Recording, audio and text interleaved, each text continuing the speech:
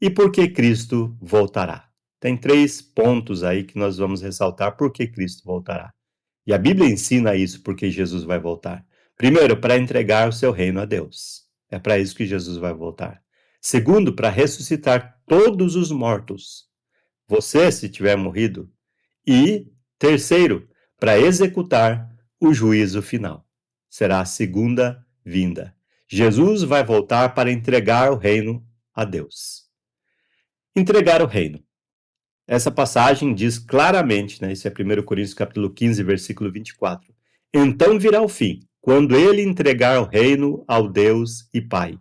Quando houver destruído todo o principado, bem como toda potestade e poder. Jesus virá para entregar o seu reino a Deus.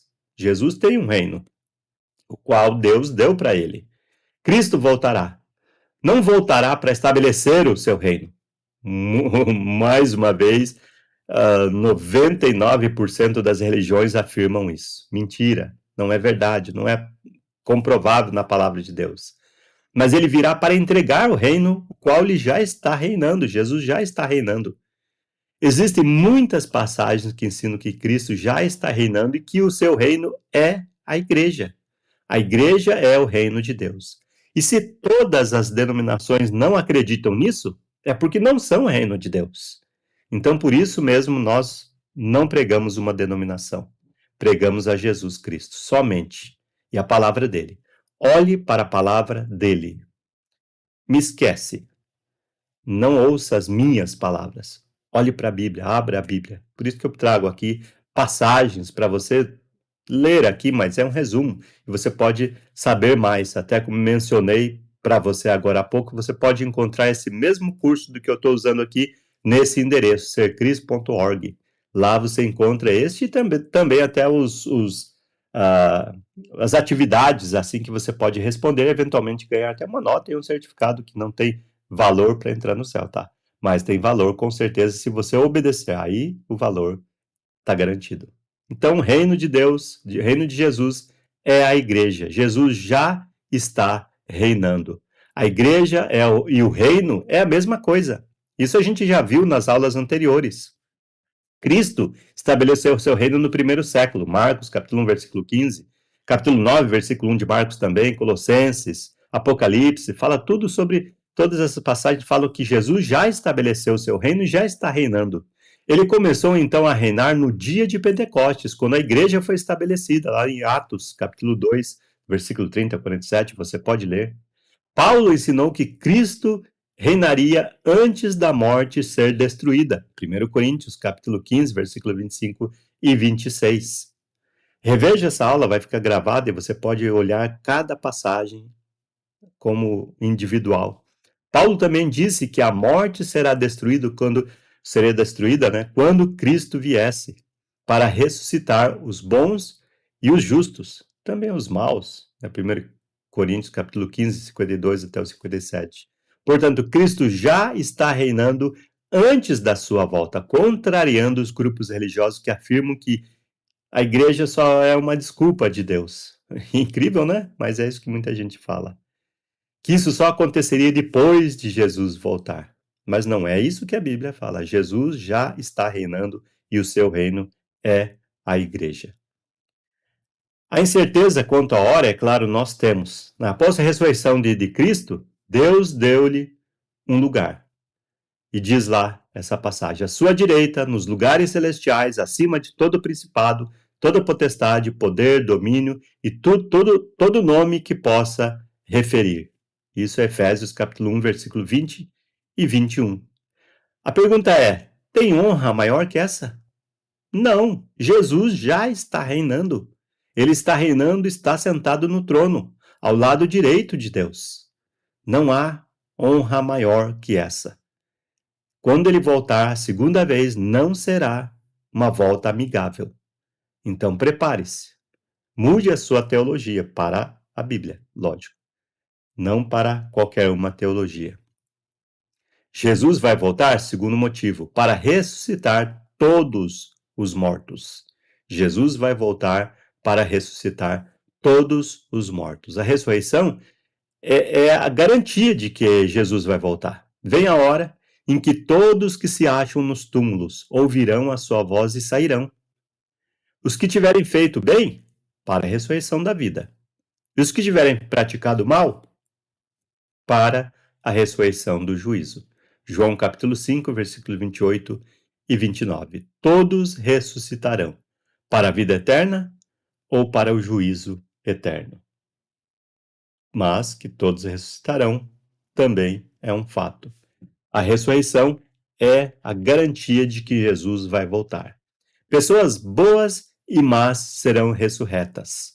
Pessoas que viveram no Velho Testamento e judeus que rejeitaram Jesus serão ressurretos. A palavra ressurreição é no singular. Há uma só ressurreição para todos. Não haverá intervalos de 1000 anos. A Bíblia não fala nada sobre isso, sobre esses 1000 anos. Não haverá intervalo desses 1000 anos. Jesus já está reinando. Nós já estamos vivendo estes 1000 anos aí. Já estamos nele. Uma linguagem figurada, logicamente, de Apocalipse, né? Jesus, terceiro ponto, vai voltar para julgar todos os homens. É para isso que Jesus vai voltar, para o julgamento. Cristo virá para ressuscitar os mortos, a fim de proceder ao juízo, afinal, de todos os homens. Juízo final para todos. Todos compareceremos perante o tribunal de Deus. Se dobrará todo o joelho, cada um de nós dará contas de si mesmo a Deus. Estou resumindo aqui Romanos capítulo 14, do versículo 9 até o versículo 12. Mas é basicamente o que vai acontecer na volta de Jesus. Vamos comparecer perante o tribunal, vamos dobrar os nossos joelhos e cada um individualmente dará conta de si mesmo a Deus. Bem, pensando nisso, como Deus é bom, não é? Deus é bom e permite você fazer o que você quiser. Deus está permitindo, viu? Você planta o que você quiser. Você pega as sementes que você quiser usar para a sua vida e planta. Mas Deus é justo. E você vai ter que colher tudo o que plantou. Na verdade, muito mais. Quando você planta uma semente, geralmente você colhe muito mais. Então, pense bem o que você está plantando. Porque o julgamento é uma realidade. Porque é necessário, não é opcional. É necessário que todos nós compareçamos diante do tribunal de Cristo, para que cada um, veja que é a individualidade, que cada um receba segundo o bem ou mal que tiver feito por meio do corpo. Por isso, muita gente até diz que a salvação é individual. Sim e não, como diria um amigo também. Por quê? É individual porque você vai ter que responder por seus próprios atos. Mas é coletiva porque você vai ter que também responder pelos atos de omissão ou ação. Quando você sabia que devia fazer o bem e não fez, isso é omissão, mas não é uma desculpa. Mas se você sabe que devia fazer o bem, foi lá e fez, vai responder por isso também. Os bons e os maus serão ressuscitados. Qual lado você está?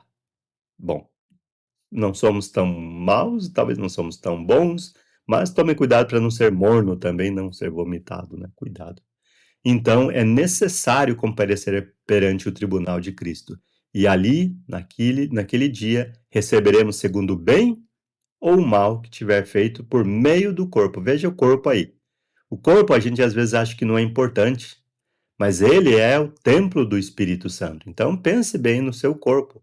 Não para fazer exercícios, fazer dietas, não para ficar em forma. Isso não tem valor nenhum. Nenhum valor. O que importa é a piedade. É isso que importa. Quer dizer, sua vida e Deus. Isso é que importa. Isso é piedade.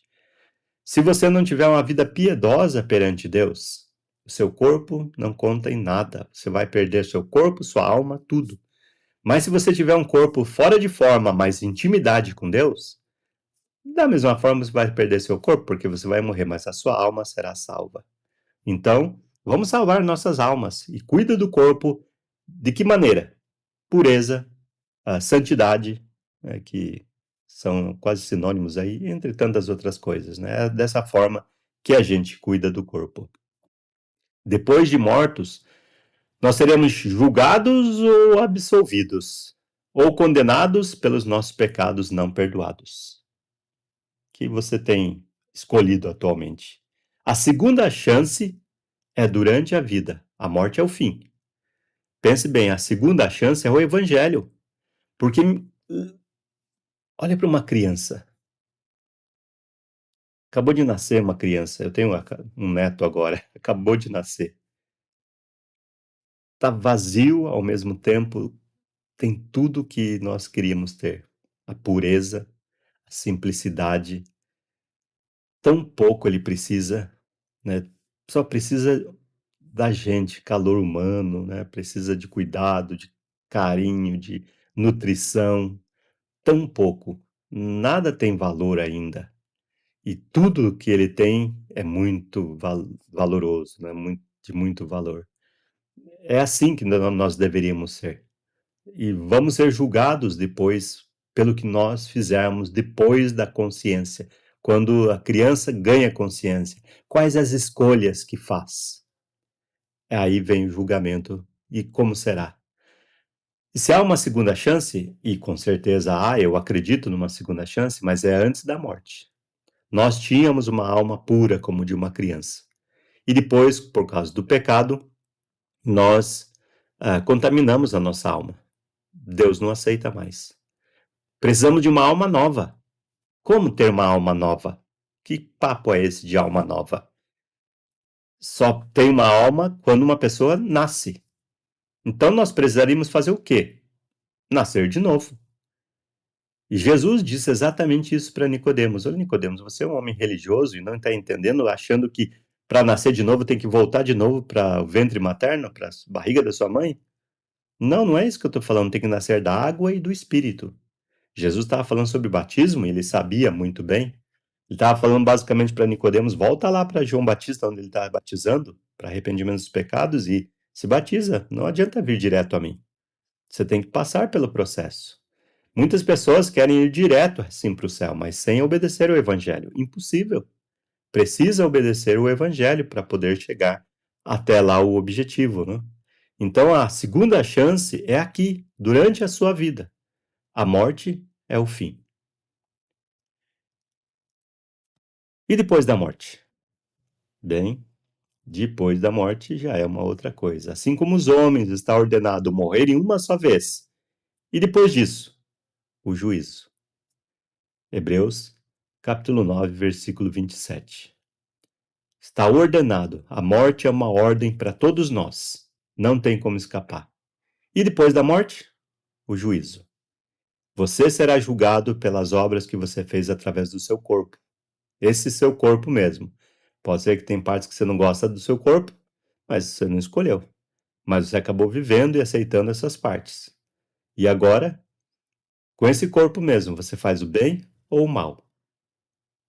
E nós sabemos o que temos feito, cada um de nós. O julgamento começa agora. Não espere Jesus voltar para o julgamento, porque será final. E aí não há misericórdia. A misericórdia é agora. O evangelho, quando nós ouvimos o evangelho, é a misericórdia de Deus. Quando o Filho do Homem vier na sua majestade, todos os anjos com ele, então se assentará no trono da sua glória. Todas as nações serão reunidas em sua presença. Ele separará uns dos outros, como o pastor separa as ovelhas dos cabritos. Porá as ovelhas à sua direita e os cabritos à sua esquerda. Isso é Mateus capítulo 25, do versículo 31 até o 33. Bem, eu sei que essas aulas até teria mais espaço para nós falarmos mais sobre ressurreição, vinda de Jesus, esperança, sobre a fé, sobre o amor que ele tem para conosco, que nós devemos ter para com eles, através das outras pessoas, inclusive, né? Temos muita coisa para falar, mas que adianta falar muito e entrar por um ouvido e sair por outro? Espero que seja pouco para você, mas seja o suficiente. Muita coisa depende de você. A leitura é de suma importância para sua salvação. Muitos de nós hoje temos pego o celular, gastando muito tempo no celular, deixamos a palavra de Deus de lado. Deveríamos dar importância para a palavra de Deus como damos para o nosso celular. Se nós sairmos sem a palavra de Deus, deveríamos nos sentir pelados, mas nós sentimos pelados é quando saímos sem celular.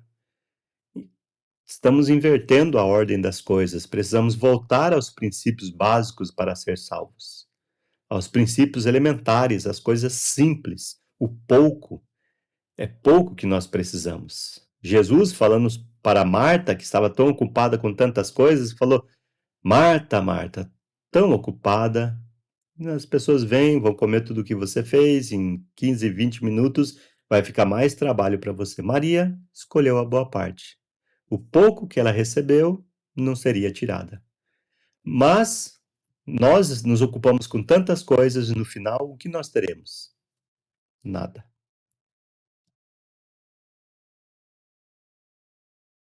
Embora ninguém possa marcar a data da volta de Jesus, é mais certo do que o sol se levanta no dia da manhã que Jesus vai voltar. É um grande acontecimento que vai acontecer, vai ocorrer amanhã. Talvez nos próximos 5 minutos, nos próximos 5 anos, 50 anos, não sei. Ninguém de nós sabe, porque ninguém de nós pode marcar uma data. Qualquer que seja o momento, a mensagem é simples. Esteja preparado, fique atento, seja vigilante. Ainda mais, Deus oferece hoje a salvação a todos. Mais tarde, quando Cristo vier, ele oferecerá somente às pessoas que obedeceram o Evangelho, que ouviram, tiveram fé, que confessaram Jesus como Senhor, se arrependeram dos seus pecados, foram batizados e foram fiéis, independente do que o mundo dizia ao seu redor. Hoje, todos nós podemos obedecer o Evangelho de Cristo. A oferta é para todos nós hoje. Amanhã, quando as portas do céu se abrirem para os obedientes, aqueles que não aceitaram o Evangelho verão as portas se fecharem. Como se foi na Arca de Noé, a mesma coisa. É uma figura até da Arca de Noé, os céus, né? As portas serão fechadas. Segundo Tessalonicenses, Mateus capítulo 25, você pode ver. Você está preparado para a volta de Cristo? É a pergunta que fica para todos nós. Jesus, ele vai julgar as nações. Importa que todos nós desculpem. Importa que todos nós compareçamos perante o tribunal de Cristo, para que cada um receba segundo o bem ou o mal que tiver feito por meio do corpo. Segundo Coríntios capítulo 5, versículo 10.